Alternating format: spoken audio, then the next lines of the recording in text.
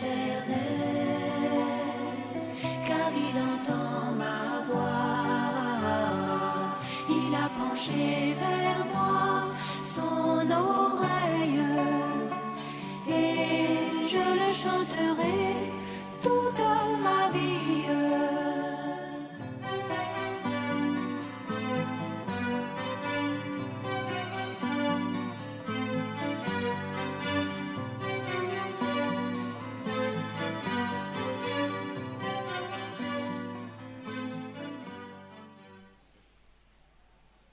Gloire à Dieu. Je voudrais vous remercier au nom de notre famille pour votre soutien pendant cette épreuve que nous traversons.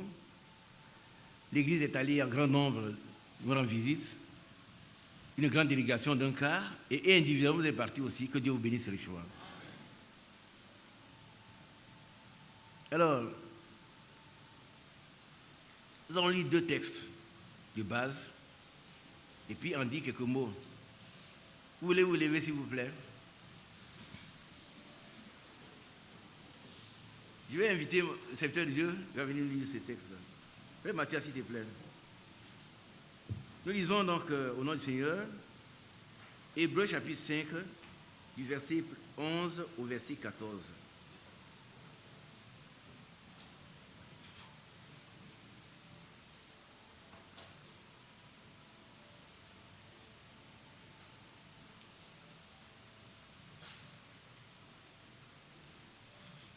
Hébreux chapitre 5, 11 à 14. Nous avons beaucoup à dire là-dessus et des choses difficiles à expliquer parce que vous êtes devenus lents à comprendre.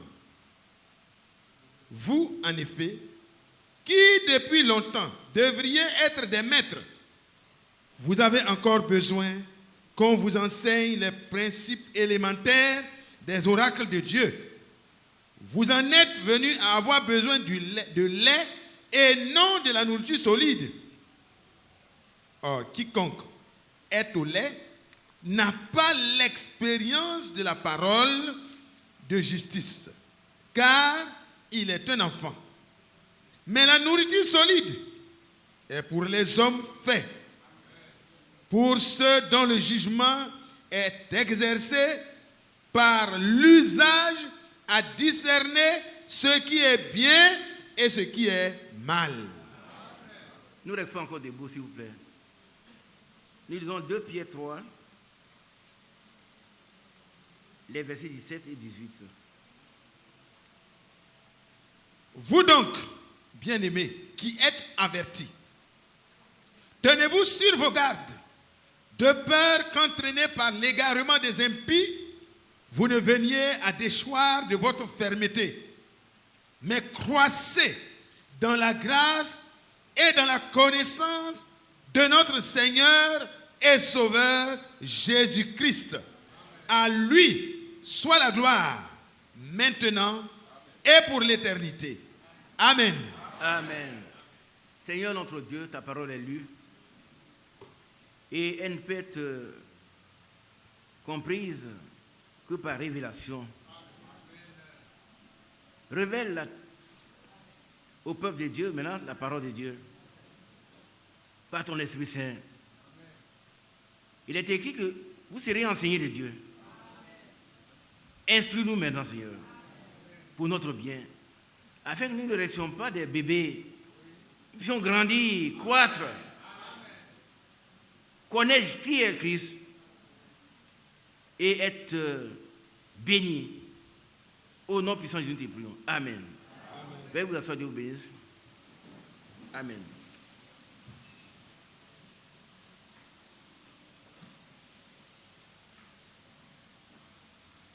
Que Dieu bénisse mes bien-aimés qui sont à l'écoute. Le premier texte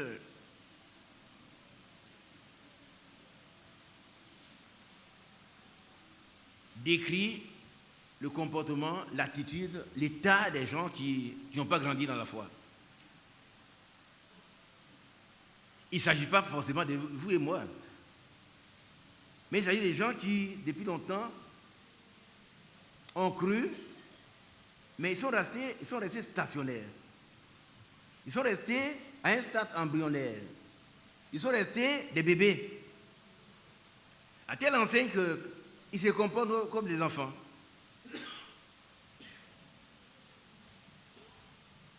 On peut trouver des personnes comme ça dans cette église. Des gens qui ont cru, mais qui se comportent comme des gens qui n'ont jamais entendu parler de Dieu. Vous savez, quand on aborde ce thème, ça fait du mal aux gens. Ils veulent nous insulter. Non, non, non. Nous n'avons pas le droit de vous insulter. Mais nous avons le devoir de mettre l'accent sur ce qui ne va pas. Nous devons nous exhorter les uns les autres à marcher dans la sanctification, à croître dans la foi. Amen. Alors, il est 11h. Je souhaite qu'à midi ou plus tard, on ait fini. Je souhaite. Si à midi, on peut dire l'essentiel, c'est déjà bien. Bien-aimés, ne restons plus des bébés. On dit Amen. Amen. Ne soyons plus des bébés. Il y a tellement de nourriture solide. Nous avons besoin de cela. Alors, aujourd'hui, on peut encore dire à un frère, ne commets pas adultère. Il faut qu'on le lui dise. On a encore besoin de dire à un frère, ne critique pas ton frère. On a encore besoin de dire, ne médite pas. Ce sont les choses élémentaires. Ça devait couler source. Ça veut dire quoi? Ça veut dire qu'on doit savoir qu'on ne doit pas agir comme ça. Si vous êtes d'accord, vous dites Amen. Amen. On n'a pas besoin, ni frère Mathias, ni moi-même, ni frère Badi. Nous, on a beaucoup de choses à exposer. On n'a pas besoin de dire à un frère, quand vous avez un problème entre un frère, il faut aller le voir. Pour régler le problème à deux. C'est élémentaire. On n'a pas besoin de vous dire, quand un frère a un problème, on ne prend pas le téléphone pour appeler les autres. Mon frère, tu as écouté? Ce n'est pas le comportement que nous devons avoir. C'est un comportement païen. C'est la délation. Et puis quand tu comportes les faiblesses des autres, qu'est-ce que tu gagnes? Ça veut dire que tu montres que toi tu es quelque chose. Mais tu n'es rien. Si tu étais quelque chose, tu serais allé le voir. Tu aurais eu le courage d'aller voir le frère. Comme il dit, va vers ton frère. On est à ce stade encore où on apprend, dès qu'on a appris quelque chose, allô, frère, vous avez appris, le frère est tombé, mais il est tombé, va le relever, si tu peux le faire.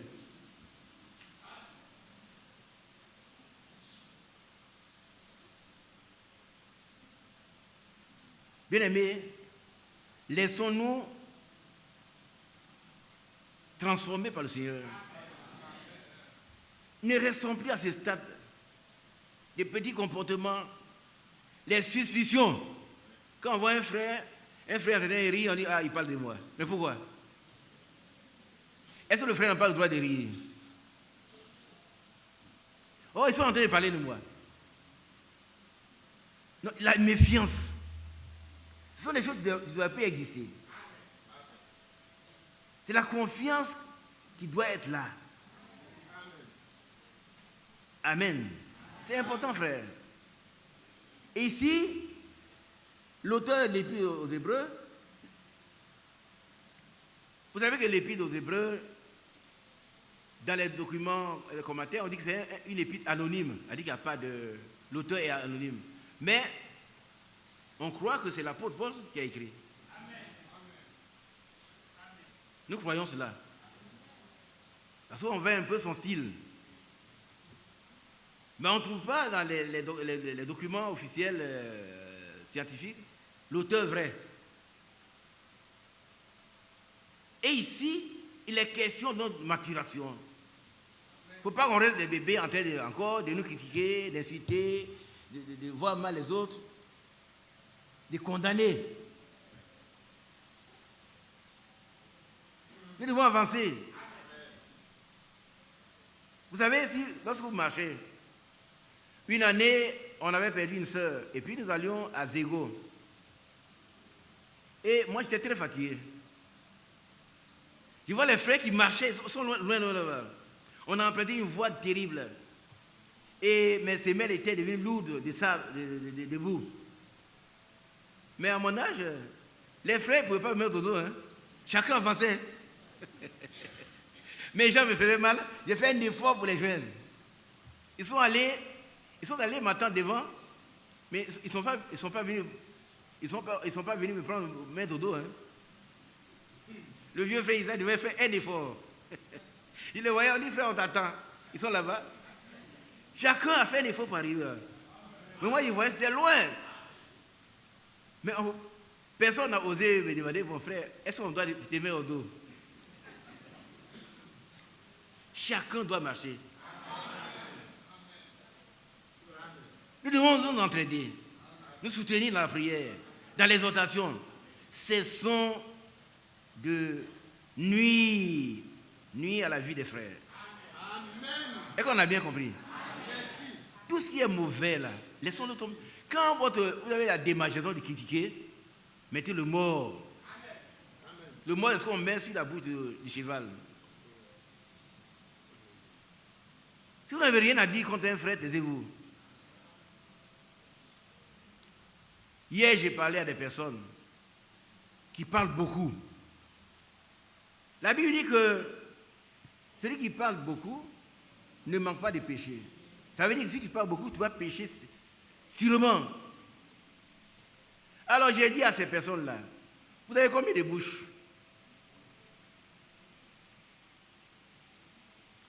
Combien de bouches nous avons? Combien? Combien d'yeux? Combien d'oreilles? Pourquoi Dieu nous a donné une seule bouche? Oui, il ne faut pas parler peu. Et puis pourquoi on a 2 yeux? Pour beaucoup observer et 2 oreilles pour entendre.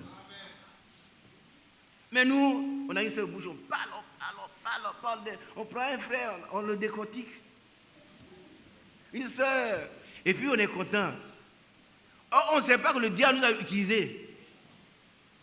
Qui suit ça? Quand tu as fini de dire tout ce qui est mauvais sur le frère et la sœur, le diable t'a utilisé.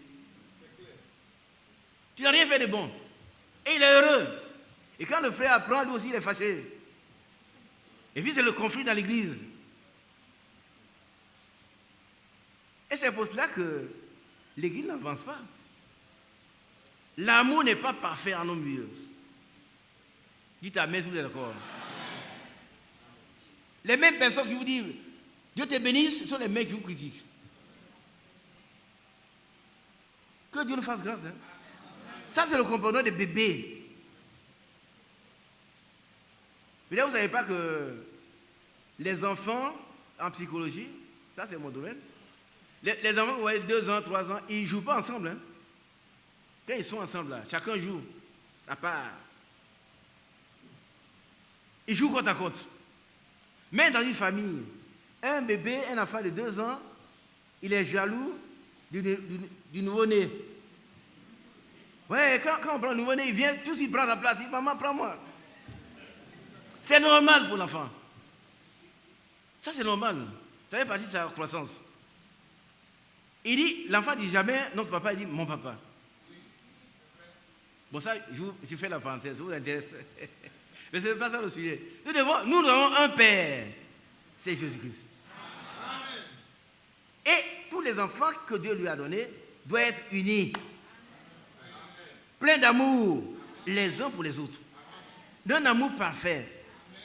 Et l'amour parfait, c'est la distinction de la plénitude du Saint-Esprit. Est-ce qu'on se comprend? Des gens qui peuvent aimer, même ceux qui ne les aiment pas. Ils montrent que le Saint-Esprit est en eux. Mais ceux qui Ils peuvent faire des efforts pour ne pas offenser. Ça, on peut le faire. Mais quand on les offense, qu'est-ce qu'ils font? Comment ils réagissent? Dieu tient compte de la réaction également. Donc, nos actions et nos relations doivent être conformes à la parole de Dieu. Lui, le grand Dieu du ciel, quand on le crucifié, il a dit, Père, pardonne-leur, car ils ne savent pas ce qu'ils font. Nous devons avancer, bien-aimés.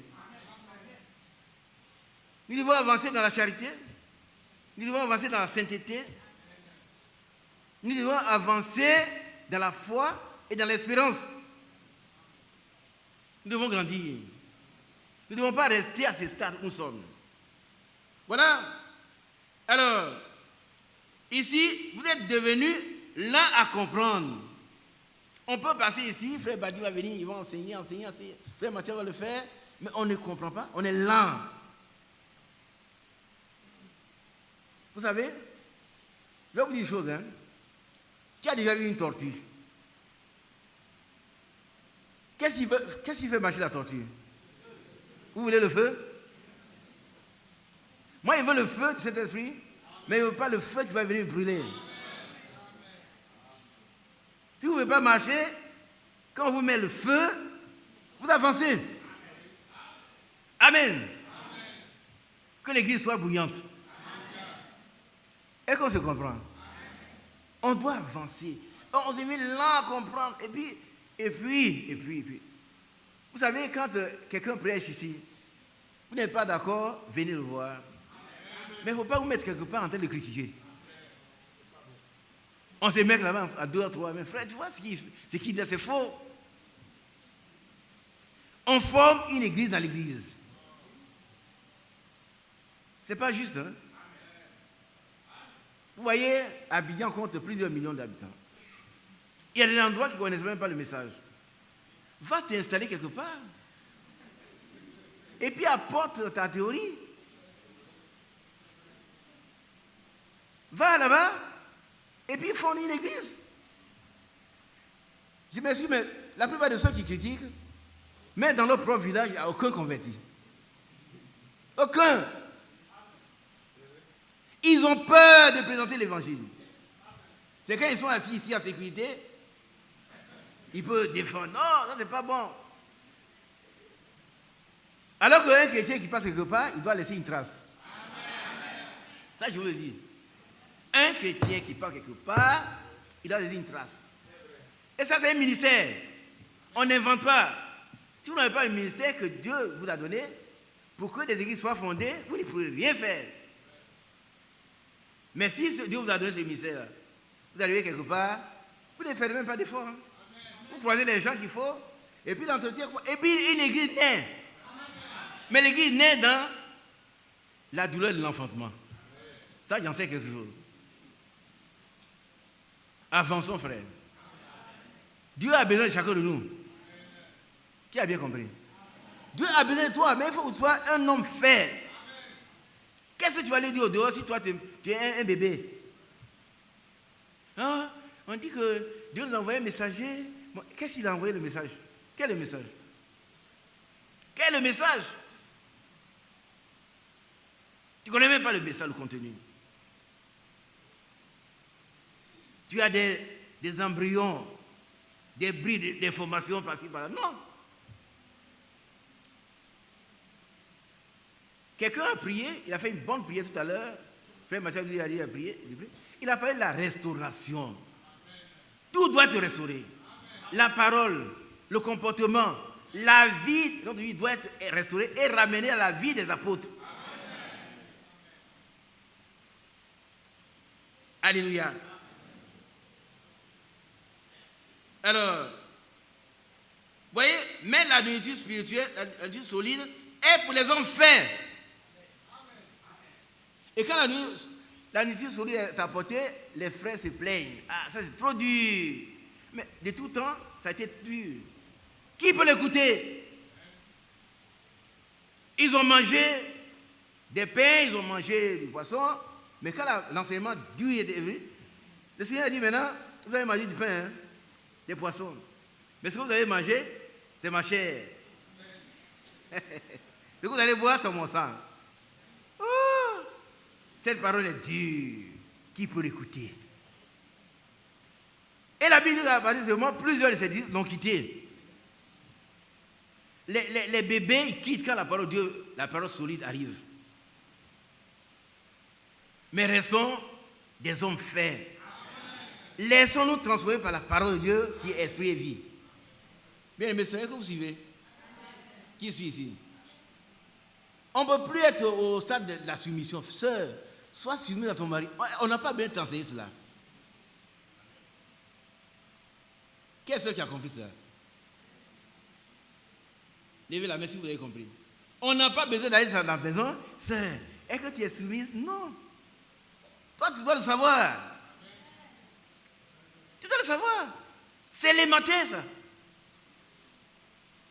Même si aujourd'hui, on vous donne à vous deux le cadet, le livret de mariage, ça n'a rien à voir avec la Bible. La Bible dit que ton mari est ton chef.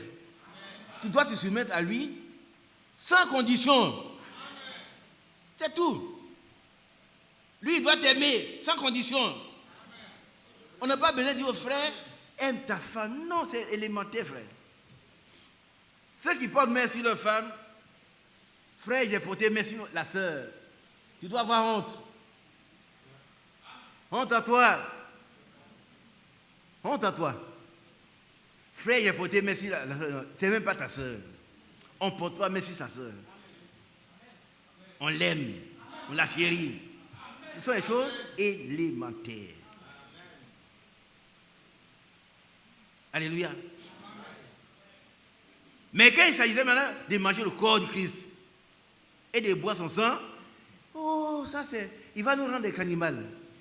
Oh, le Seigneur parlait en parabole. Il ne pouvait pas comprendre. Et tous les enfants sont partis, les bébés là sont partis.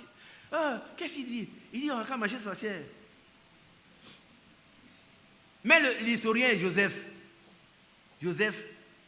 il paraît que Joseph a écrit, je n'ai pas lu mais j'ai écouté, dans un message du frère Branham, que Joseph a dit, Jésus-Christ est mort, il a vraiment existé, mais après, c'est ceux qui l'ont suivi, ils se sont réunis pour manger sa chair. Voilà un autre. Ils ne savent pas, ils ne comprennent rien. Par contre, on ne peut comprendre la parole de Dieu que par révélation.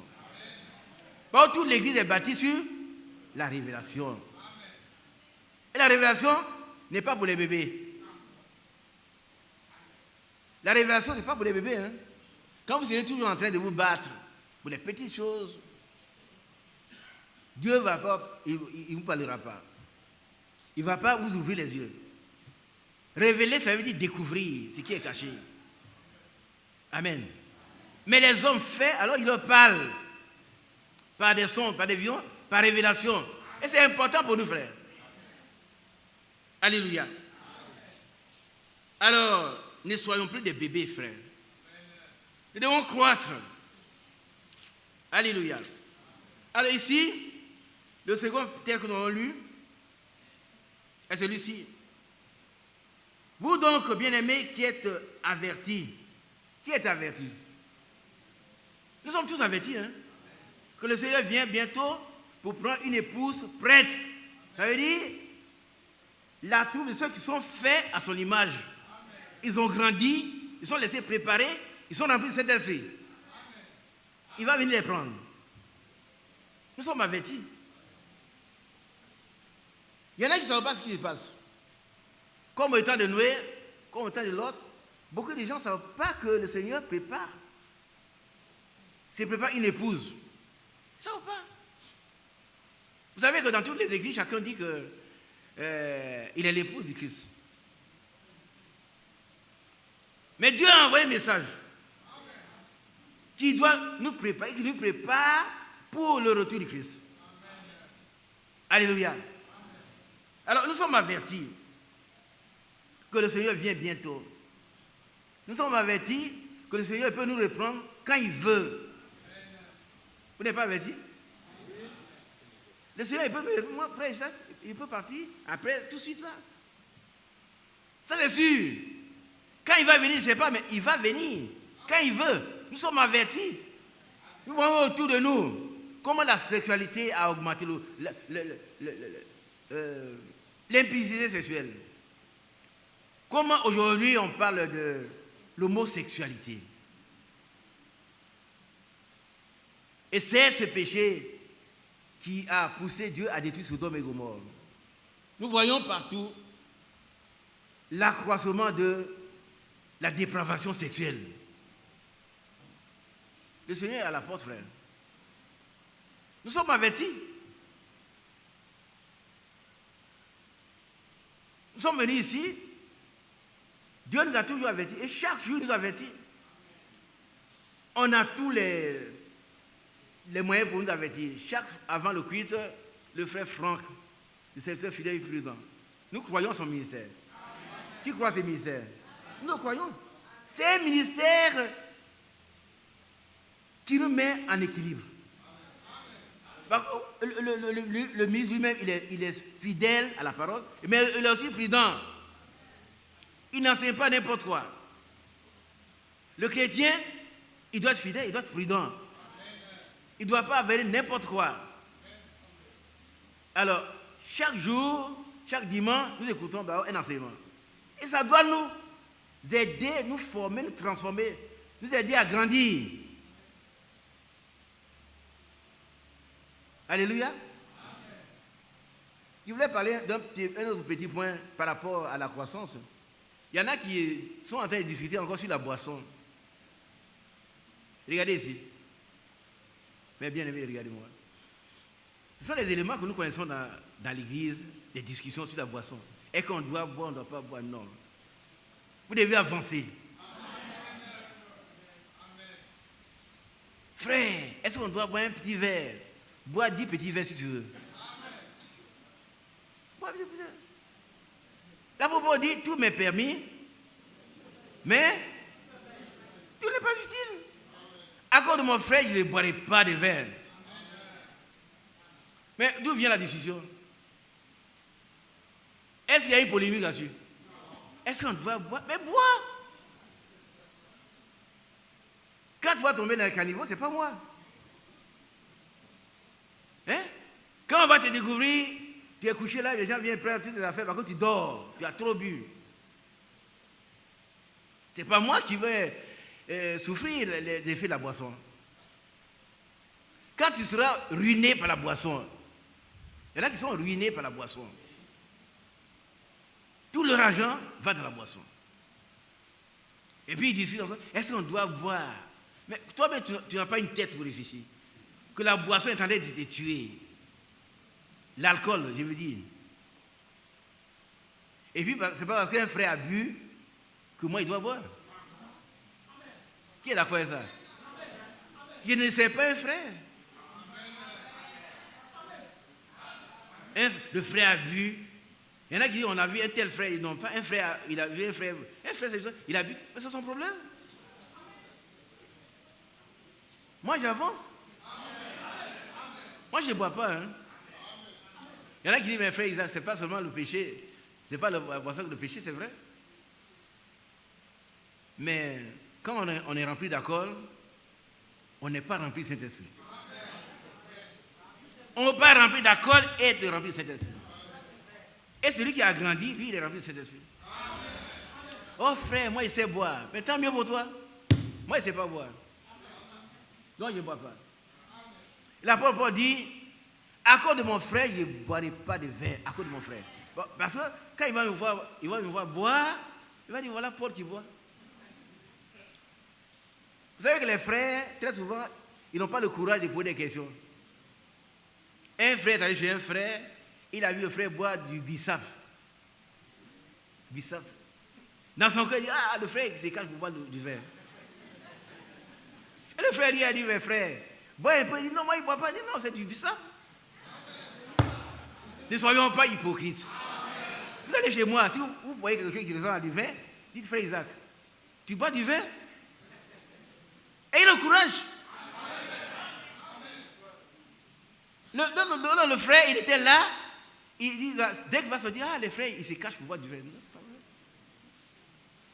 Le frère lui a dit, mais frère, prends un verre. Il dit, non, moi je ne bois pas de vin. Il dit, ah non, tu crois que moi je bois du vin? C'est du bizarre. Soyez des hommes capables de dire la vérité. Il ne faut pas se cacher. On a vu un frère avec sa soeur quelque part. On ne connaît pas sa soeur. Ah, le frère, oui, il a tombé, hein, il devient une femme. Demande-lui, frère. Tu es tout, c'est qui? Il va dire, mais c'est ma propre soeur, même père, même mère. C'est tout. Il ne faut pas aller gâter son nom là-bas. Et ça détruit l'église. On dit des choses. Quelqu'un vous a raconté une chose, on n'a même pas vérifié. Je vous ai dit une chose la dernière fois. Hein. Je vais avancer. Hein. Par contre, nous devons ajuster à la foi. Nous allons arriver aux 7 vertus. Mais il va progressivement. Il faut enlever là les petites choses. Les petites choses qui sont encore parmi nous. On est d'accord? Un vieux frère, il n'est même pas d'ici, hein. C'est ailleurs, outre-mer, il ne nous connaissait même pas. Il nous a salis. Nous là. Et puis il nous a salis. Et puis un frère qui était avec lui, lui a dit, mais tu connais bien les frères d'Abidjan, toi? Il dit, oui, je les connais. Qui te raconte ça? Il a cité des frères, des jeunes frères. Ce sont ceux qui lui disent ça.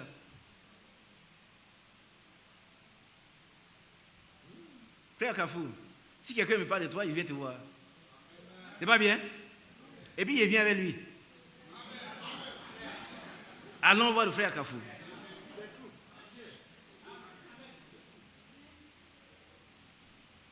Mais si je n'ai pas ce courage,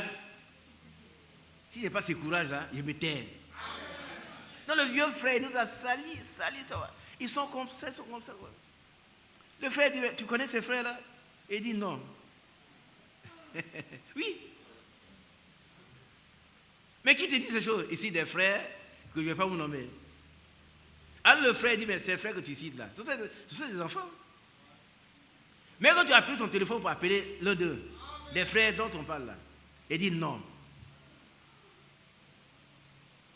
Et puis quand il apprend ça, il va raconter ça ailleurs. Pour nous salir. Ce n'est pas ici seulement. Hein? Le mauvais esprit, là, il travaille partout. Mais nous, c'est l'église d'Abidjan. Et toi, elle fait partie de l'épouse. On dit Amen. Amen. Nous devons grandir dans la sanctification. Amen. Mettez le mot à notre bouche pour ne plus critiquer les gens. Alors le frère le prend. Il lui dit, mais les frères dont tu parles là, je les connais. Ah, tu les connais? Et puis il l'amène sur le site, notre site internet là. Il dit, voilà ce qu'ils ont prêché. C'est qu'ils ont prêché. Mais c'est qu'ils ont prêché. Qu'est-ce qui confie ce que je dis? Il a baissé sa tête comme ça.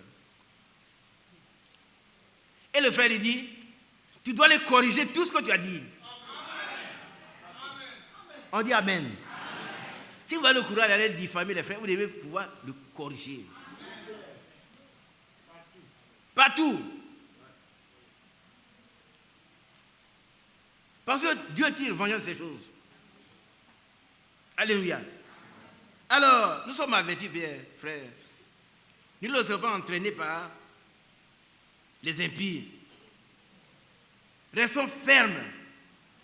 Croissons dans la grâce et de la connaissance de notre Seigneur Jésus-Christ.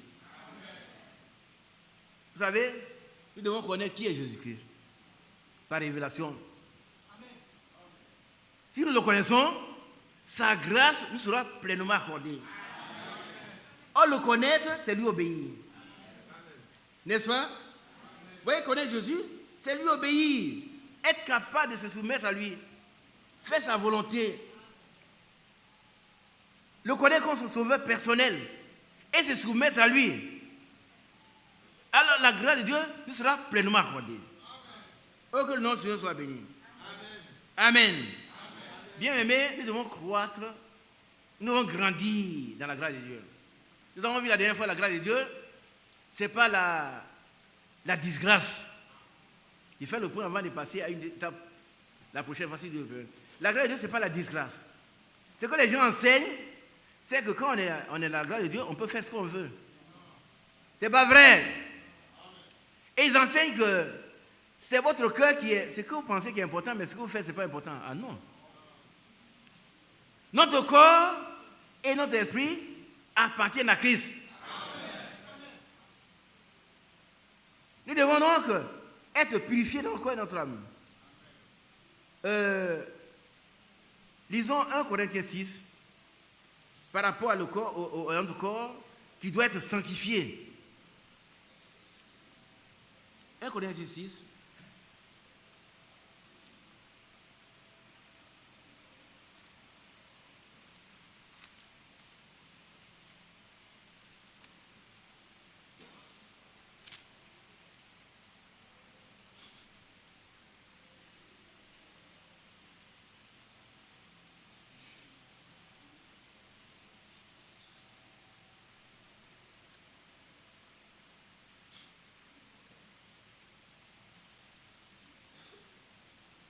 Alors, dans 1 Corinthiens 6, il y a l'expression « ne savez-vous pas ?» Il a compté plusieurs fois. « Ne savez-vous pas? Ne savez-vous pas? Ne savez-vous pas ?» Mais les enfants ne savent pas. Si on est bébé, on ne sait pas. On ne sait pas que c'est interdit. Alors mon frère, il est occupé. C'est toi, mais tu es occupé. Vous allez lire chaque fois que l'apôtre Paul dit « ne savez-vous pas ?» Ne savez-vous pas? Mais si on est bébé, on ne sait pas. Il faut grandir. Alors, le premier, ne savez-vous pas, c'est le verset 2. Qui veut le lire pour nous? Oui, mon frère. Ouais, donne le micro. On doit savoir que ce qui est interdit est interdit. Mais si on est bébé, on ne peut pas le savoir.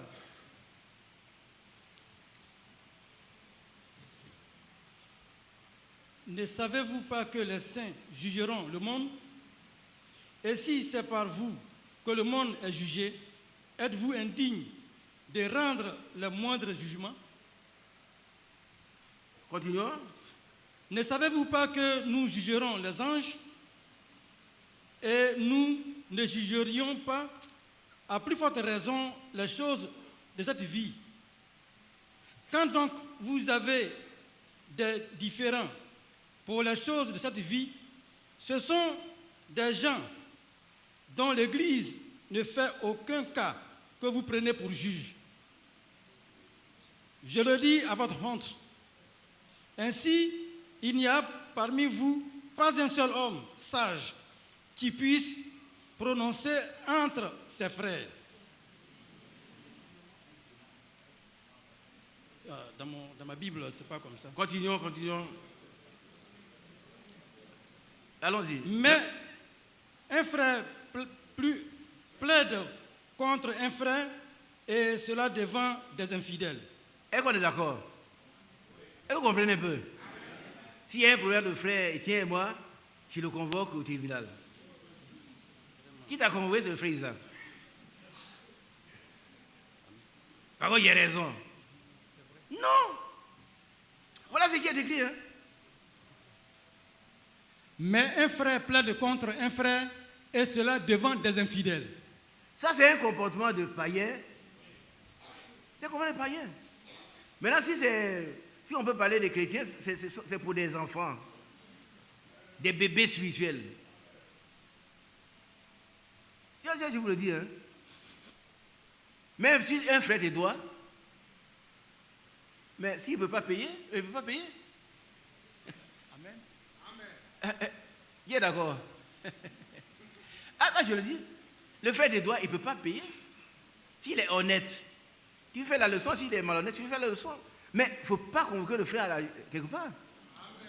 Amen. Est-ce qu'un frère doit convoquer nos frères? Mais pourtant, c'est ce qu'on vit ici. C'est ce qu'on vit. 7 fois, nous, on a été traduits devant la justice. Peut-être qu'il prépare d'autres choses. 7 fois. Et tout le monde pense être enlevé.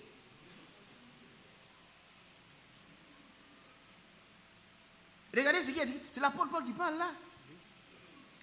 Ne savez-vous pas? On va continuer un peu. Allons-y, mon frère. Un frère plaide contre un de nos frères, et cela devant les infidèles. Un frère convoque le frère quelque part. Vous savez que dans nos villages, aujourd'hui, les chefs du village ont beaucoup de jugements à faire. Les problèmes des forêts.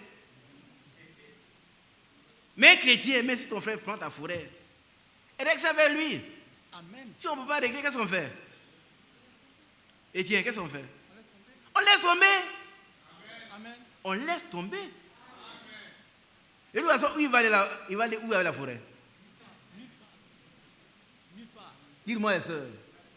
Il prend la forêt, toi tu n'as plus de forêt. Mais où il va aller avec ça? Mais s'il meurt, on met la forêt dans son cercueil. Et pour ça, les gens s'entretuent. Ils sont des chrétiens. Aujourd'hui, dimanche, ils sont dans les églises. Ils prennent la communion et puis, quand ils sortent, il y a un problème, contre un frère. Un problème de forêt. Un problème ceci. Il faut qu'on le mette en prison. Et puis tu vas gagner quoi? Si tu as eu conscience, tu sauras que la Bible dit de ne pas le faire. Amen. Règle le problème le frère. Si tu ne pouvais pas régler, tu laisses tomber. C'est tout. Qui est venu ici avec une forêt? Personne. Qui est né avec une forêt? Qui est né avec des millions? Personne. Qui est né avec des vêtements? Personne. Dieu nous a fait seulement la grâce. Amen. Un frère plaide contre un frère. Ça, c'est de l'enfantillage. On doit grandir. Tout à l'heure, on a lu dans Hébreu, on n'a pas le discernement, on n'a pas l'expérience de la parole juste pour discerner ce qui est bien du mal. Sinon, on saurait que ça, c'est mon frère. Mais s'il m'a fait du mal, je prends des frères, comme la Bible dit, s'il ne comprend pas, on laisse tomber. Vous êtes d'accord, vous dites Amen? On laisse tomber l'affaire. Il va se réjouir là-bas. Ouais, moi j'ai pris son argent, je l'ai battu, il n'a rien, mais c'est pas grave. Il y en a qui me regardent, frère Isaac. C'est ça la parole de Dieu. Ce n'est pas grave. Ce qui est grave, c'est de traduire le frère devant les tribunaux. Et puis, on dit, moi je suis un frère. Je suis frère X. Vous êtes frère de quoi? En Christ. Alors, un jour, le procureur va chasser ces gens-là. Sortez là! Vous êtes des frères en quoi? Des frères qui convoient les autres, les frères aussi. C'est pas juste. Alors, mais un frère plaide contre un frère, et cela devant les infidèles. Ça veut dire les gens qui ne sont pas des chrétiens. Ils sont ceux-là qui font la leçon. Et notre Dieu, où il est? Et la vérité, l'évangile, où elle se trouve? Qu'est-ce que nous avons appris du Christ? Amen. Amen. Continuons. C'est déjà certains défauts chez vous que d'avoir des procès les uns avec les autres. Voilà, elle dit quoi? Procès. On vient, on te donne. Elle dit, là, je ne sais pas comment on appelle ça. Moi, je ne suis pas juriste. Hein. Le papier, on dit, voilà. Tu dois aller te présenter. L'huissier vient te donner ça. Signation. Et puis on met le nom du frère, il est content. Je l'ai convoqué. Hein?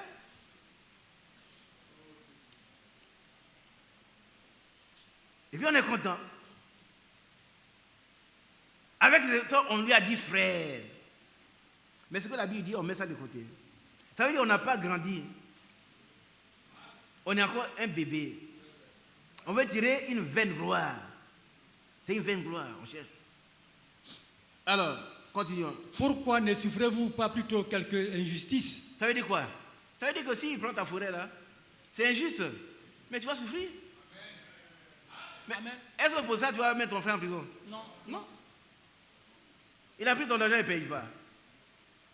Mais quand il est venu prendre l'argent, il dit, oh frère, c'est samedi, je ne peux pas aller à la banque. Ma banque est fermée, mais lundi il t'apporte ça. Ça fait 10 ans.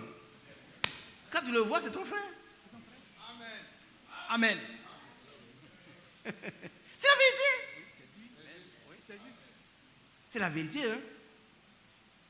Tu ne peux pas le prendre par le collet, frère. Ça fait 10 ans. Donne mon argent. Non, non.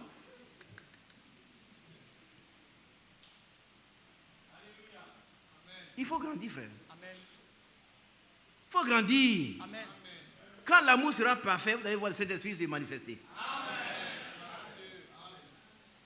Mais quand on sera encore au stade embryonnaire, en train de nous déchirer les uns les autres, la Bible dit que si nous continuons de nous déchirer les uns les autres, nous finirons par nous détruire. Par contre, une maison divisée contre elle-même, qu'est-ce qui lui arrive? Elle se détruit. Pourquoi le frère parle de ces choses? Parce que ça existe. On continue. Pourquoi ne vous laissez-vous pas plutôt dépouiller? Voilà. Continuons. Mais c'est vous qui commettez l'injustice et qui dépouillez. Voilà. Et c'est envers des frères que vous agissez de la sorte. Et c'est envers les frères. Quand on parle des frères, bien aimés sœurs, regardez ici. C'est aussi envers les sœurs. Il y a des gens qui sont très rusés. Ils vont dépouiller les frères. Allez prendre ce qui leur appartient aux frères. Des ravisseurs. Et s'il a pris, frère, c'est ton frère. C'est pas vrai? C'est ton frère. Tu peux allez, on t'a pris ce qui t'appartient, tu n'es pas content, c'est normal. Mais après la colère, là, tu dois t'arrêter. Pour ne pas aller prendre une convocation. Ouais, le frère, là, cette fois-ci, là, il va payer. S'il ne paye pas, on le met en prison. Et puis on l'a déféré à la Maca, il va mourir. Et tu seras très heureux. Non, n'est-ce pas, frère? Tu seras très heureux. Il voulait me regarder, je lui ai montré ce que je suis. Mais tu es un démon. Tu es un démon. Tu as montré que tu n'es pas un chrétien. Et tu auras beaucoup de gens à mettre en prison parce qu'il y en a qui vont se tromper. Hein. Et suivis par le diable, ils vont créer des problèmes. Tu vas les mettre en prison. Tu vas avoir un palmarès très long des gens que tu mettras en prison. Et puis, un jour, tu vas les rejoindre là-bas. Vous serez ensemble à l'enfer. Que Dieu nous aide. Amen. Mais c'est vous qui commettez l'injustice et qui dépouillez. Et c'est envers des frères que vous agissez de la sorte. Oh, j'ai dit, à midi, elle est terminée. Oui, excusez. Hein? Il faut continuer un peu. Amen. Amen. Amen. Dites amen si vous voulez qu'il continue un peu. Amen. Ce sont les choses élémentaires, mais nous, on doit dépasser cela pour avancer.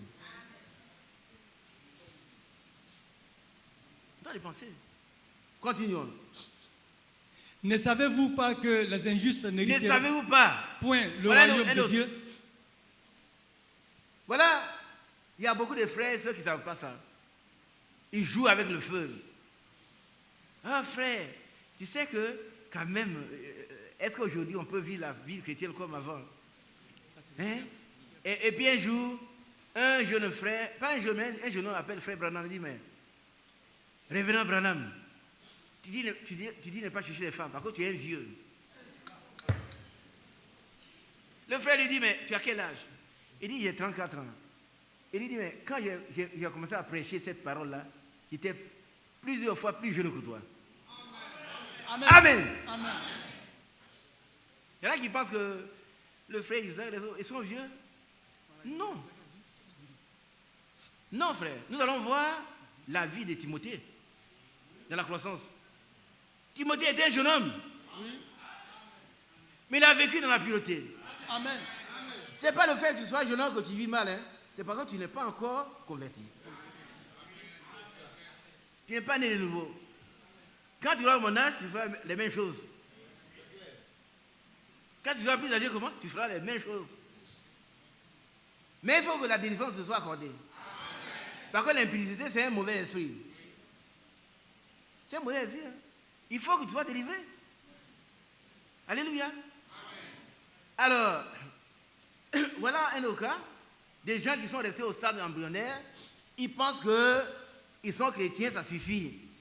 Ils peuvent courir les femmes, les garçons, mais ils sont sauvés quand même. Et l'apôtre Paul dit non. Vous savez qu'il y avait un enseignement à cette époque-là. que ce que tu fais, ton corps, là, ce n'est pas sincère. C'est l'esprit qui compte. Et l'apôtre leur a dit non. Non. On reconnaît l'arbre à son fruit. Si tu es un chrétien, tu ne vas pas chercher les femmes. Amen. Si tu es une chrétienne, tu ne vas pas chercher les hommes. Et puis encore moins les maris et les autres. Tu ne vas pas te masturber non plus. La masturbation, c'est une impureté. Amen. Toi-même, tu dois avoir honte. Tu dois avoir honte. Ça vous fait mal, c'est que je suis en train de prêcher, mais c'est correct. On doit sortir de là. Plus de masturbation. Frère, je ne sais pas comment ça arrive. Tu sais. Tu sais comment ça arrive? Si ton bras qui te pousse à masturber là continue, coupe-le. Amen. Coupe ton bras quand il n'y aura plus de masturbation. C'est pas moi qui l'ai dit, c'est le Seigneur. Si ton œil qui regarde toujours les femmes et qui les déshabille, et tu pas une occasion de chose, casse-le. Quand tu seras aveugle, tu ne les verras plus.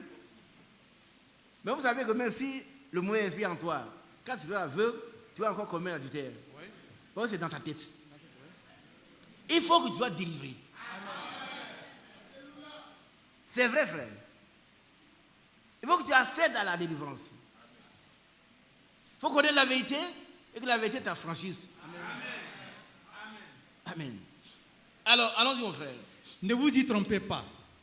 Ni les débauchés, ni les idolâtres, ni les adultères, ni les efféminés, ni les homosexuels.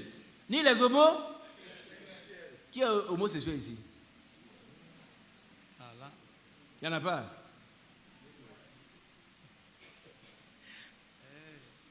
Il rit. Est-ce qu'il va se désir?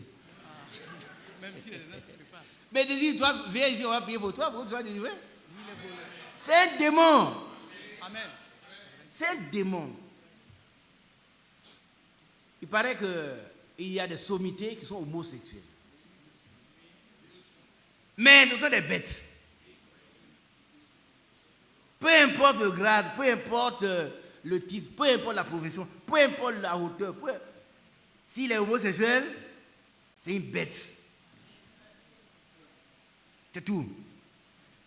Vous qui êtes homosexuel, écoutez cela. C'est un péché contre nature. Dieu a dit, il n'est pas bon que l'homme soit seul. Je lui ferai une aide semblable à lui. Ça veut dire un être de la même nature que lui. Mais de sexes différents. Amen. Et il a créé, il a formé avec la côte, il a fait une femme. Il n'a pas fait un homme. Pourquoi toi tu veux coucher avec les hommes? Oh, un jour, il y a une très belle femme qui est venue des États-Unis. Et puis on causait un peu. Elle était lesbienne. Mais peut-être elle dit qu'elle est convertie maintenant. Alors moi je ne comprends pas comment une femme. Alors je ne sais pas comment on fait tout ça. Hein? Par la gloire de Dieu. Quelquefois ici là je pense, mais comment elles font? Comment elles font? Tu sais?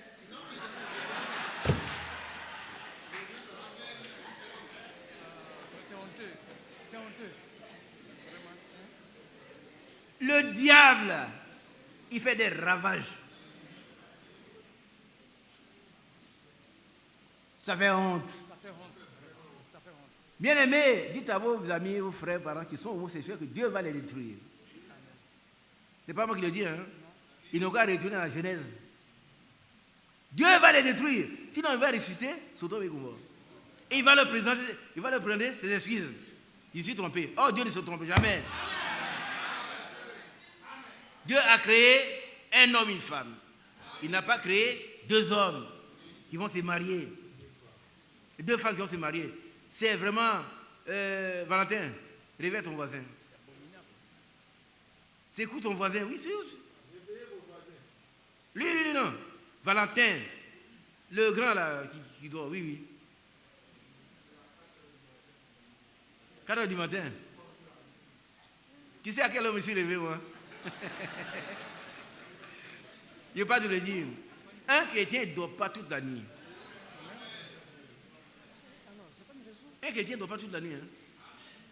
Si vous avez la mauvaise habitude de rester tout le temps à 6 heures, ce n'est pas bon pour vous. Qui comprend? Prenez l'habitude de vous réveiller avant l'aube comme le Seigneur le faisait.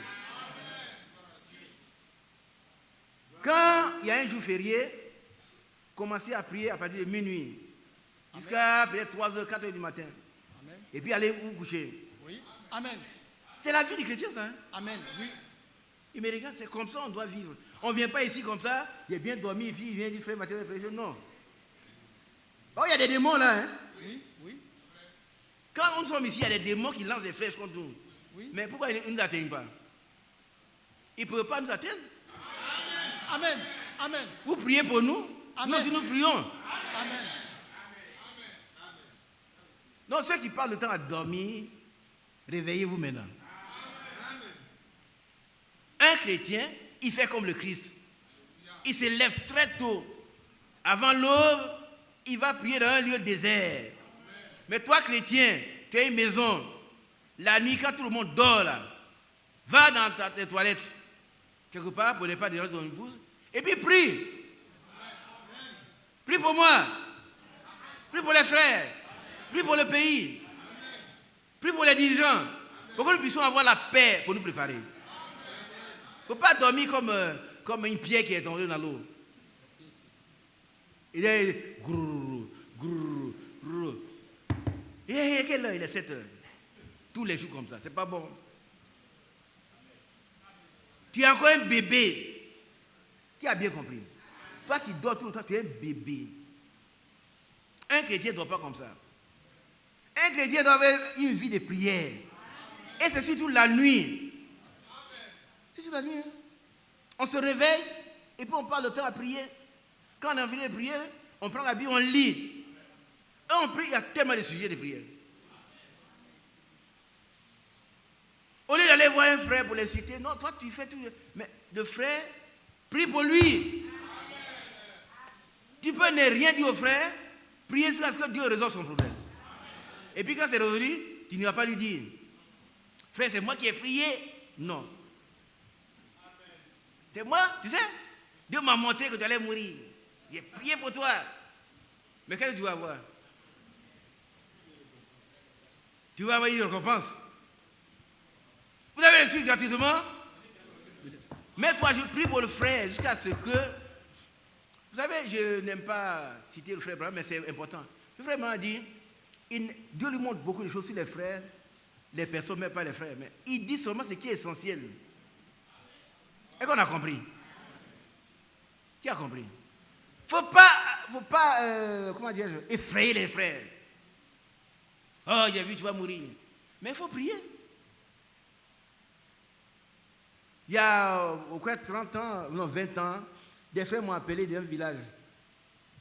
Frère Isaac, les sorciers de ta famille maternelle, et ceux de la famille paternelle sont d'accord, ils sont mis d'accord, ils vont te tuer par un accident grave. Tu vas mourir. La voiture sera récupérée. Frère, c'est fini, dit oui. Il faut leur dire qu'ils sont tous vaincus. Amen. Je suis là. Amen. Je vais mourir quand Dieu voudra. Amen. Ça peut être maintenant, ça peut être, mais ce n'est pas un sorcier. Amen. Toi, sorcier, tu es déjà vaincu. Amen. Tu es vaincu, hein? Ça, je l'ai toujours prêché. Quand l'église devait naître à Gagnoa, on a connu les pires difficultés. Il y a des témoins. Frère Sokoyi est là. Ce sont des grosses pierres qui tombaient dans ma maison. Jusqu'à ce que l'église naisse. Aujourd'hui, il y a une église à Gagnoa. Mais là, il n'y a pas de naissance sans douleur. Tu dois grandir, mais c'est difficile. La première vie est dure. Comment je peux me débarrasser? Mais tu ne peux pas le faire. C'est cet esprit qui va le faire. Mais accepte. Accepte. On ne raisonne pas avec la parole de Dieu. On l'accepte. Alors ne passez pas, je reviens là-dessus. Ceux qui passent de temps à dormir, vous êtes des bébés spirituels. Qui a bien compris ça ici? Oh frère Isaac, quand je ne dors pas, j'ai mal à la tête. Ça, il sait. Écoutez, mon bien-aimé frère, là. Moi, je suis levé. Je dis pas comment. Ça, c'est courant, hein, c'est tous les jours qu'il faut le faire. Quand après la prière, je suis allé prendre ma Bible, j'étais en train de dormir comme ça. Fatigué. Mais le Seigneur m'a restauré. Ce n'est pas une raison. Quand on n'a pas dormi, c'est vraiment 2 heures, c'est fini. C'est tous les jours qu'on doit veiller. Qui a bien compris? Ne passez pas le temps à dormir. Oh, le diable, lui, il ne dort pas. Il ne dort pas, hein? Quand cette personne a sémé la bonne semence et qu'elle est allée se coucher, qu'est-ce qui s'est passé? Et qu'elle dormait. Frère Étienne. Hein? Non, elle a sémé la bonne semence. Elle est allée dormir. L'ennemi a fait quoi? Il a sémé? Il a semé. L'ivraie. Quelquefois, tu ne comprends pas pourquoi il y a des problèmes dans ton foyer. Pourquoi il y a des problèmes? Tu dors trop. Et puis, ne pas dormir, ce n'est pas seulement dormir physiquement. Mais il faut être sur tes gardes. Mettre la parole de Dieu en pratique. Savoir que ce qui se passe avec le diable, c'est un démon. Mais nous avons vaincu les démons. Amen. Alors ici, ceux qui sont encore homosexuels, changez de vie. Amen. Alors on continue, ni les voleurs. Ni les voleurs. Oui, il y en a qui volent la dîme. Ce sont les voleurs de Dieu. Et puis il se demande pourquoi, frère, ça ne marche pas, les affaires ne marchent pas. Mais ça ne marche pas, tu es un voleur.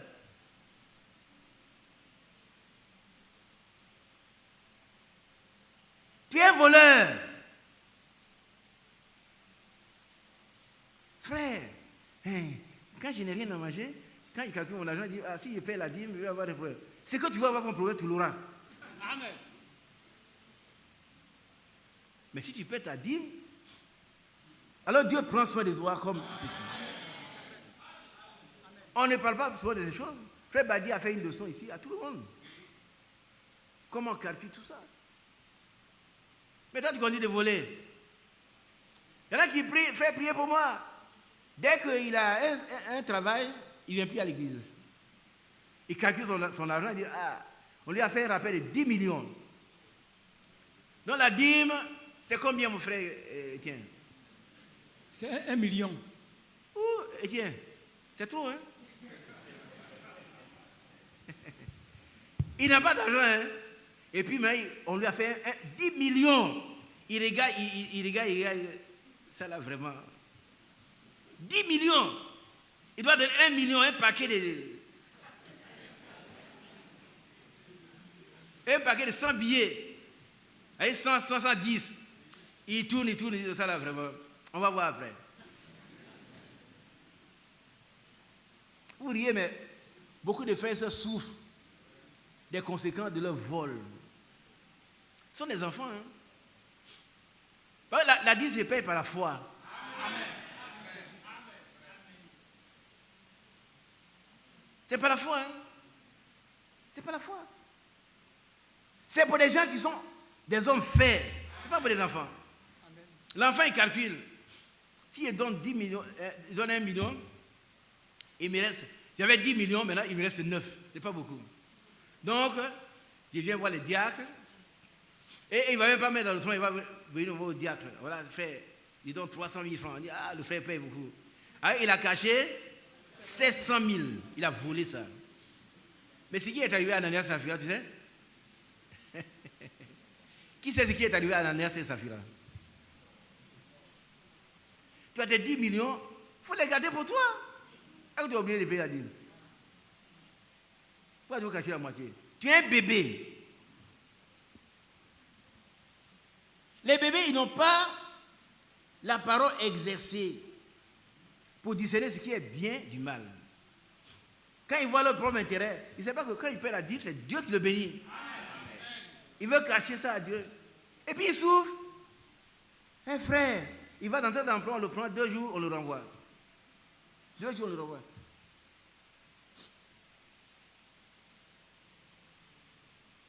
Réveillez-vous. Il est midi.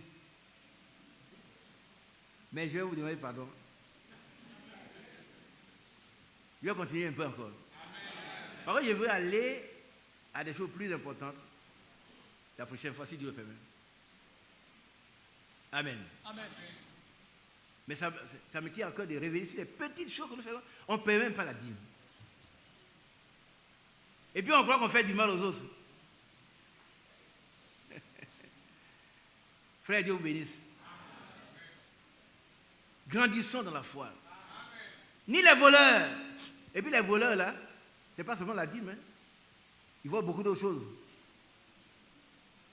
Les trompeurs sont des voleurs aussi. Il y en a qui volent le temps. Qui c'est ça? Ils volent le temps. Le temps c'est quoi? C'est de l'argent, non? Oui.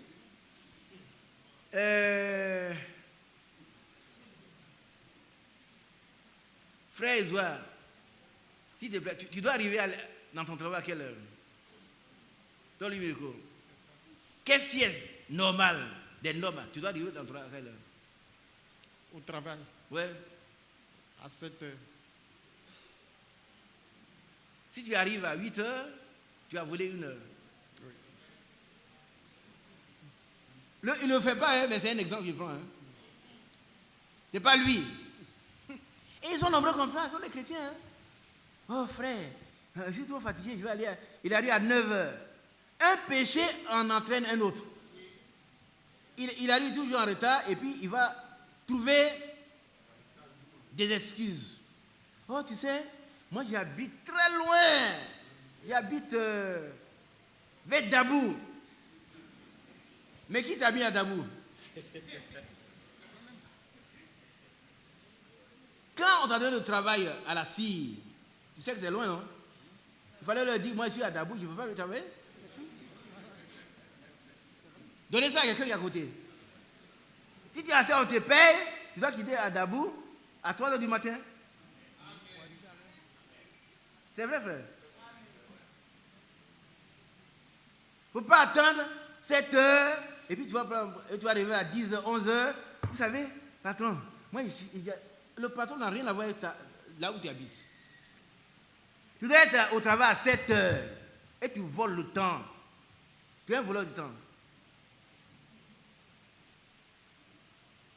Ceux qui volent le temps là, changez. Un chrétien, il est ponctuel.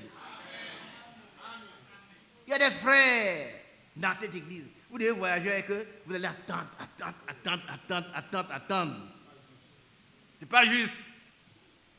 C'est pas juste, hein? On a dit 7 heures, c'est 7 heures. À moins qu'il y ait cas de force majeure, a dit qu'un problème grave. Le frère, il ne vient pas, mais mon frère, vous devez aller à 6 heures, il arrive à 10 heures.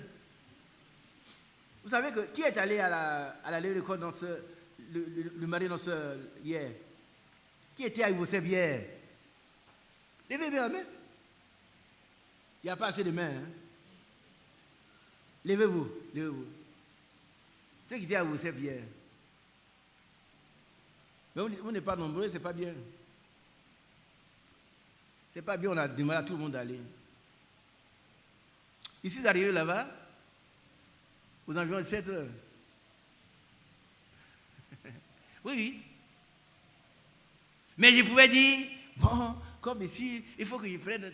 Mais il faut se lever à 5 heures du matin pour être à la morgue à Yosef à 7 heures.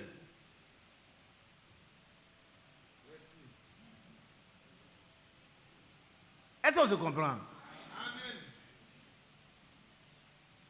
Frère Richemont, c'est cool, celui qui est à côté de toi.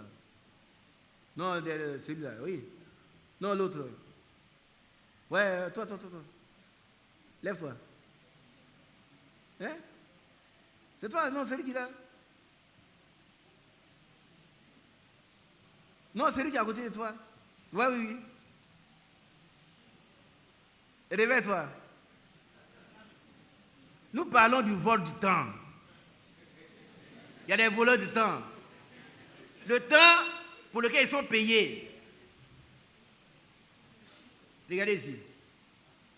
Est-ce que vous savez que le temps est payé? Par contre, on calcule votre salaire là, en fonction du travail que vous faites. Hein? Vous devez faire tant d'heures par mois, tant d'heures par semaine. Et vous volez ça. Et vous êtes chrétien quand même. Vous n'êtes pas chrétien.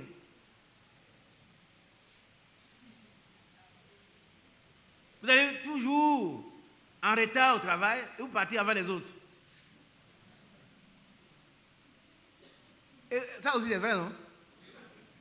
Il arrive, il fait un petit tour et puis, ah, moi j'arrive, hein? Et puis il est parti. Vous avez un problème, vous sonnez à son bureau, sonnez, il n'y a personne.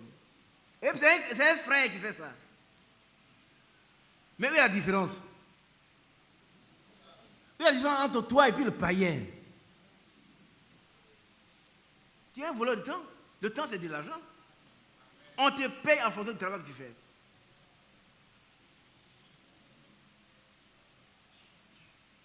Laissons-nous transformer par le Saint-Esprit, frère. Ni les voleurs. C'est important. Bien-aimés, ne soyons plus voleurs. Demandons au Seigneur de nous aider. Que l'esprit de vol nous quitte. Qu'il nous délivre du vol.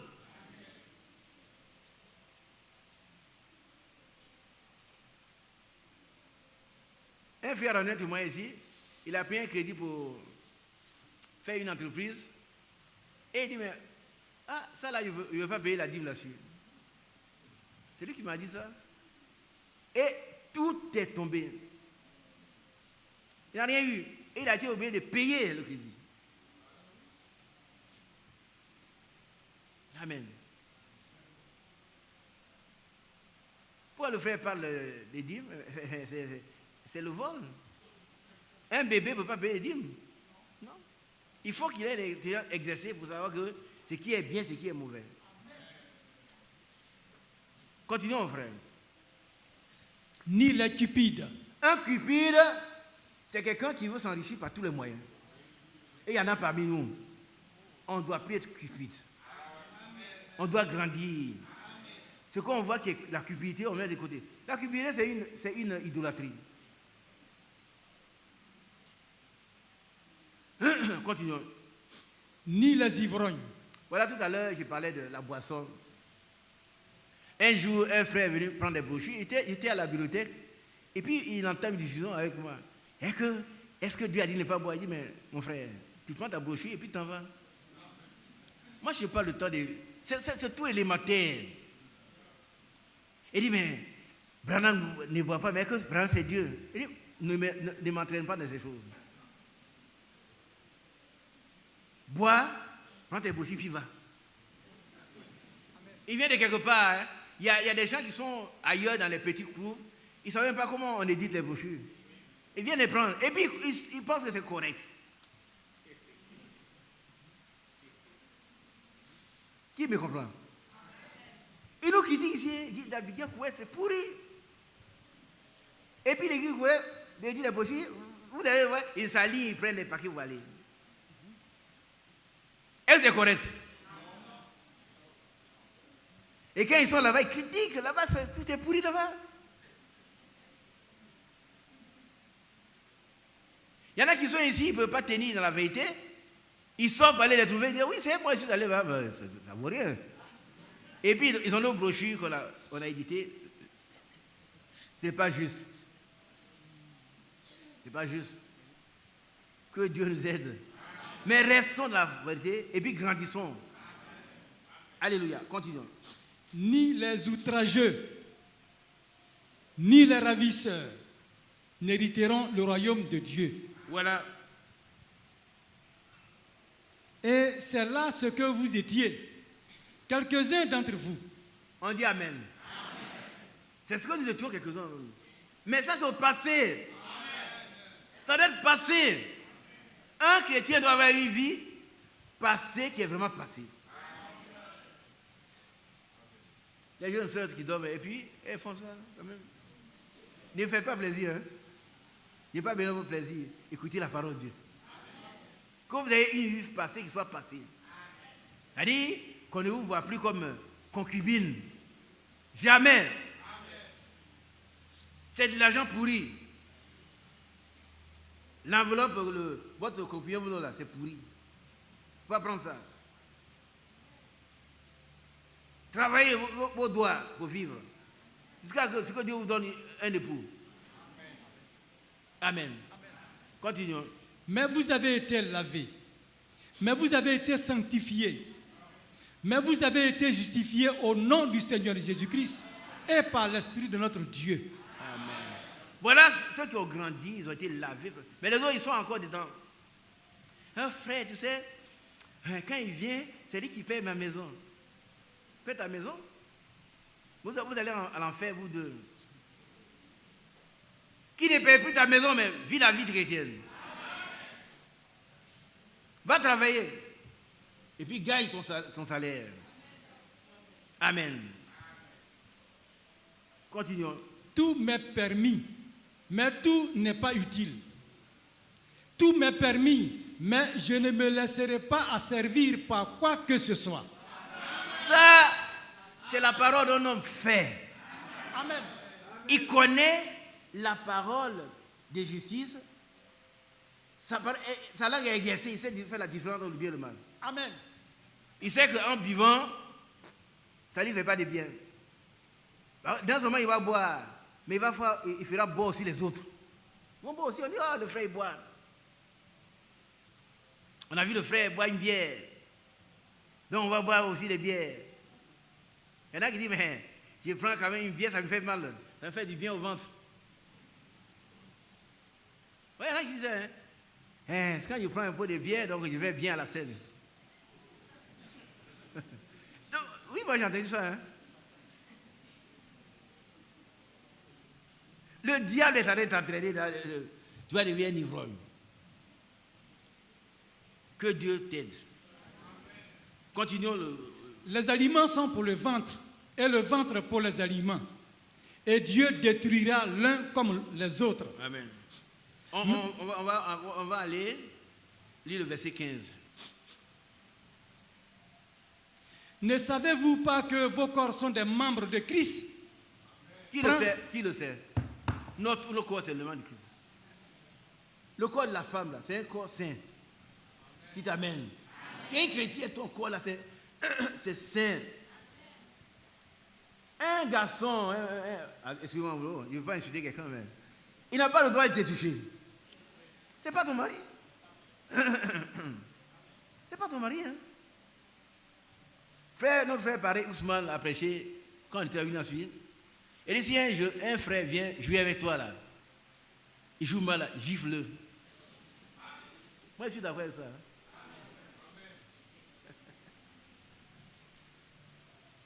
Gifle-le. Quand tu vas le gifler et que tes 5 doigts seront sur le il ne va plus plaisanter à une fille. Avec une sainte. Il va la respecter.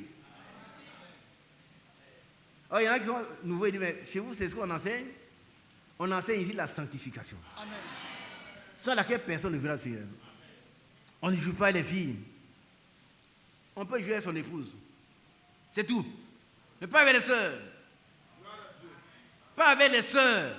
On les respecte. On les honore. Amen. Alors, allons-y mon frère. Prendrai-je donc les membres de Christ pour en faire les membres d'une prostituée? Voilà.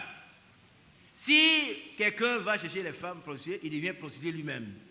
Alors que lui-même, il fait partie du corps de Christ. Est-ce qu'on se comprend? Ceux qui croupissent encore, frère, non, il y en a, frère, c'est lui qui paie. Moi, je ne veux plus entendre ces choses. Il paie ton quoi. Sors de là. Libère-toi. Nous avons reçu la parole de la liberté. On n'est plus redevant à quelqu'un, ni à la chair. Est-ce que vous comprenez un peu? Mes enfants. Ne vous laissez pas entraîner par les gens. Mais si c'est un frère, toi, mais tes filles, tu vas t'épouser. Et puis, non. Non, non, non, non, non, non. On ne traite pas le mariage comme ça. Et puis on taffe. Mais toi, tu es jolie, hein? Tu es la femme de qui? Viens te prendre. Il faut lui dire, Satan, rien de moi. C'est pas comme ça qu'on veut marier dans l'église. Parmi les jeunes filles, là, qui a compris ça? Et les jeunes gens? Quand on va vous gifler, vous allez bien comprendre. Riez, hein? Mais vous, quand on va vous gifler. Nous voulons une église sainte. On ne fait pas n'importe quoi dans l'église. Toi, tu es. Non. Quand tu vois, comment on dit, toi, arrête, sors. Sors de chez moi. Sans la sanctification. Mais toi, tu joues avec la sanctification. Il faut grandir dans la sanctification. Continuons. Loin de là. Ne savez-vous pas que celui qui s'attache à la prostituée est un seul corps avec elle? Mais est-ce que vous savez? Qui c'est ça? Si tu t'attaches à quelqu'un qui vit mal, on ne doit même pas manger avec ces personnes-là. C'est pas moi qui le dis, c'est la Bible. Un frère, la Bible dit, on n'a pas de problème avec les choses qui sont au dehors. Hein. Tu as un parent qui est au dehors, qui ne connaît pas Dieu, tu peux manger avec lui. Mais quelqu'un qui se dit chrétien, il est ici, là, dans le message. Tu le vois, il commet adultère, il ment, il vole, il pend. On ne doit même pas manger avec lui. Ah, ça, on va dire que c'est méchant. C'est pas méchant. Tu sais très bien qu'il vit mal. Il a une femme au dehors. Elle a un homme au dehors. On ne doit même pas manger avec ces gens-là. C'est écrit dans la Bible. Hein? Mais pour un païen, c'est autre chose. La proposition, si on devait se comporter comme ça, donc on doit fuir le monde, parce que tout le monde est pourri. Mais il ne s'agit pas d'eux. Mais si quelqu'un dit il est frère, et puis tu le vois, il vit mal, elle est sœur, elle vit mal, on ne doit même pas manger avec eux. Vous voulez le passage? Est-ce que vous voulez le passage? C'est au tableau. C'est au tableau, hein? Vous pensez que nous sommes durs? On n'est pas durs. La parole de Dieu elle-même est dure. C'est un marteau qui brise les rocs. Lisons ça.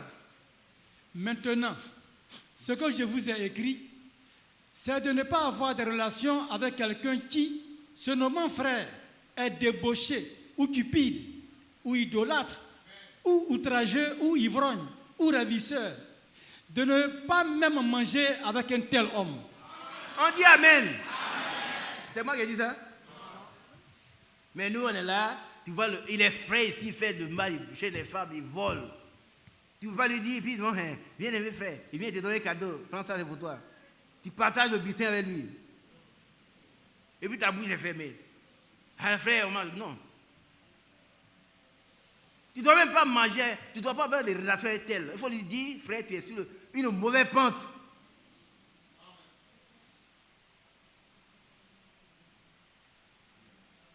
C'est la parole de Dieu. Hein? C'est la parole de Dieu. Maintenant, ce que je vous ai écrit, c'est de ne pas avoir des relations avec quelqu'un. C'est-à-dire qu'il ne faut pas avoir des relations. C'est tout. C'est-à-dire que c'est quelqu'un qui vit mal, qui se nomme frère, est débauché. C'est-à-dire, il chez les femmes, il vole, il fait n'importe quoi. Ou cupide, ou idolâtre, ou outrageux, ou ivrogne. Ou ivrogne. Ou ravisseur. Il prend ce qui ne lui appartient pas.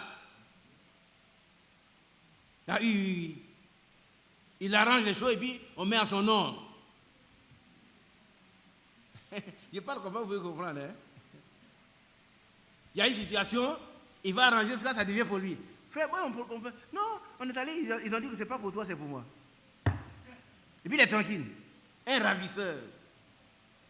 Il prend ce qui appartient aux autres. De ne même pas manger avec un tel homme, une telle femme. On a compris ici? Ah, ils vont commencer à nous mépriser. Dans les églises, on l'a enseigné maintenant. Ils vont dire que là-bas, comment ils appellent ça? Ils ne sont pas tolérants. On leur enseigne l'intolérance. Ce n'est pas vrai. Ce n'est pas de l'intolérance, c'est de la sanctification.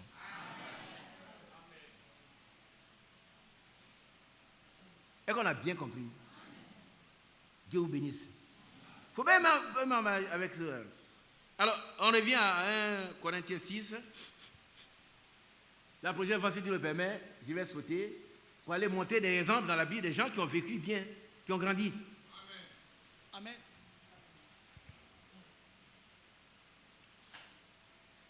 Lis-le. Loin de là, ne savez-vous pas que celui qui s'attache à la prostituée est un seul corps avec elle? Car est-il dit, les deux deviendront une seule chair. Mais celui qui s'attache au Seigneur est avec lui un seul esprit. Amen. Bien-aimé, qui veut être un seul esprit avec le Seigneur? Nous. Mais tu ne veux pas être à la fois un seul esprit avec le Seigneur et puis un seul esprit avec une prostituée. La prostituée représente ici le péché de la sexualité. Mais ça peut être autre chose. Tout ce qui est contraire à la parole de Dieu, tout ce qui est contraire à la sanctification. Nul ne peut servir deux maîtres. Ou il aimera l'un et haïra l'autre. Il s'attachera à l'un et méprisera l'autre. Nul ne peut servir Dieu et maman. Il faut choisir. La vie chrétienne, c'est un choix. Amen. On a choisi le Seigneur, on doit grandir dans la foi. Olivier, réveille-toi. Hein? Dieu te bénisse. Amen. Alors, verset 19. Ne savez-vous pas que votre corps est le temple du Saint-Esprit qui est en vous, que vous avez reçu de Dieu et que vous ne vous appartenez point à vous-même? Okay. Qui sait que son corps est le temple du Saint-Esprit?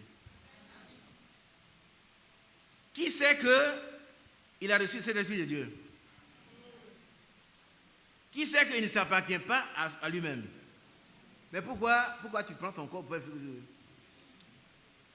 Pourquoi ta bouche est utilisée pour insulter, pour faire l'œuvre du diable? Pourquoi? Tu ne t'appartiens pas à toi-même. Conserve-toi pur et réservé. Tu seras un vase utile et utilisé par ton maître. Tu seras prêt pour l'enlèvement. Amen. Verset 20. Car vous avez été rachetés à un grand prix. Glorifiez donc Dieu dans votre corps et dans votre esprit qui appartiennent à Dieu. Amen. Alléluia. Amen. Je vais m'arrêter là. Il y a plusieurs versets, plusieurs passages qui montrent le comportement, le témoignage des gens qui ont progressé. Je n'en parle pas aujourd'hui. La prochaine fois, si tu le permets, on va prendre des cas des gens qui ont progressé dans la foi, dans la sanctification. Parce que l'objectif du Seigneur, c'est de nous élever à la stature parfaite de Christ. Est-ce que vous comprenez un peu? L'objectif de Dieu, c'est que nous soyons devenus semblables à Christ. Et l'apôtre Paul, vous savez que lui-même, il a grimpé, hein? Il a progressé. Il a dit, je ne fais pas le bien que j'aime, mais je fais le mal que je hais. Qui va me livrer ce corps des morts? Mais grâce soit rendue à Dieu, qui nous fait toujours triompher à Jésus-Christ. Et à la fin, l'apôtre Paul peut dire, j'ai combattu le bon combat. J'ai achevé la course. J'ai gardé la foi. Paul a grandi. Et il a demandé à Timothée, et Timothée a grandi dans la foi. Et ce matin, ce n'est pas seulement aux Corinthiens, mais c'est à nous qui demandent cela. Ne restons plus des enfants au lait. Ayons la parole de Dieu en nous. Elle va nous transformer. Elle a le pouvoir de le faire. Nous serons exercés à discerner le mal du bien. Nous allons mener une vie sainte. Être prêt lorsque le Seigneur viendra faire. Est-ce qu'on est prêt? Si nous sommes prêts, Dieu va le faire pour nous. Alléluia. Lèvons-nous. Lèvons-nous. La prochaine fois, si Dieu permet, on ne reviendra plus sur ces choses. On va avancer, montrer des gens qui ont progressé. Il en existe. Et même parmi nous, il y a des gens qui ont progressé.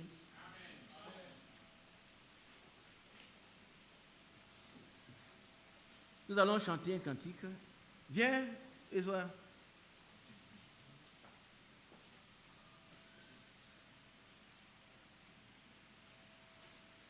Dans le cantique. Un cantique si consciencieux. Précieux plus que l'or, précieuse plus que l'or, parole de Dieu dans le cœur de l'homme est précieuse plus que parole de Dieu dans le cœur de l'homme est précieuse plus.